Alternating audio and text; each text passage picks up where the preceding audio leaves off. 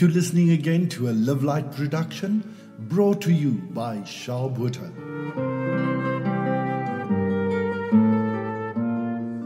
Perhaps the greatest compassion comes when we are kind to each other, when we don't judge or categorize someone else, when we simply give each other the benefit of the doubt or remain quiet. Compassion is about accepting someone else's differences, weaknesses and shortcomings, having patience with someone who has laid us down, or resisting the impulse to become offended when someone doesn't handle something the way we might have hoped for. Compassion is refusing to take advantage of another's weakness and being willing to forgive someone who has hurt us.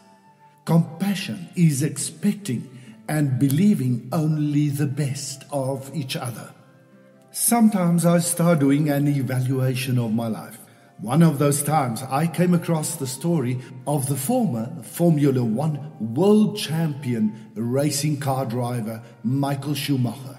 When I studied his resume as an athlete, amongst others I saw that he was the winner of the Grand Prix in 1991. He was 7 times world champion of the Formula One series. People who were living close to him said that happiness was in his being. But on a fateful day in December 2013, his story and his destiny completely changed due to a ski accident. Today, just 44 kilos in weight and struggling to survive since that fateful day in December 2013.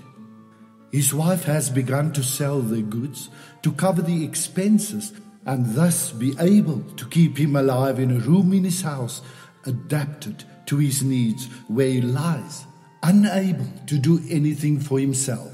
While I was reading his story, a question came to mind. Who is better than who? Within seconds, life can take directions we couldn't have imagined in our wildest dreams.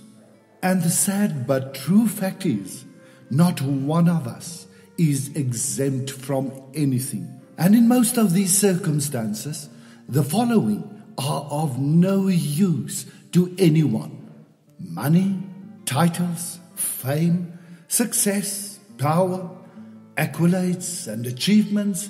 No, the truth is, when life happens, we are all the same. So, why the pride? Why the arrogance? Why so much attachment to material goods and wealth?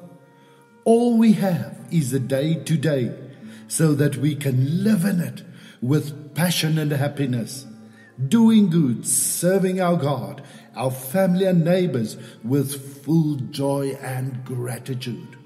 That's why we need to stop creating problems, claim insignificant things, and always avoid everything that takes our time and steal our joy. Cherish your relationships and be very careful not to lose someone who loves you and accepts you as you are. Because, as in the game of chess, in the end both the king and the pawn are kept in the same box. In the end, we will all meet our end the same way. That's why it is now so important to examine what we have done or have not done as yet. Quite interesting, we are born bringing nothing into this world, and we're gonna die without being able to take anything with us. Absolutely nothing. And the very sad fact is, for that interval between life and death, we were fighting for that we didn't bring, and even more for what we won't be able to take along. So, let's live more. Let's love more. Let's always try to understand the other a little bit better, get to know their hearts. Because when we take things for granted, these things eventually get taken away. Too often, we don't realize what we have until it's gone. Too often we are too stubborn to say, "I'm sorry, I was wrong." Too often it seems we hurt the ones closest to us by letting insignificant issues tear us apart. Appreciate what you have, who loves you and who cares for you. You'll never know how much they mean to you until the day they are no longer beside you. Go ahead and live today as though it's going to be your last day. Be blessed.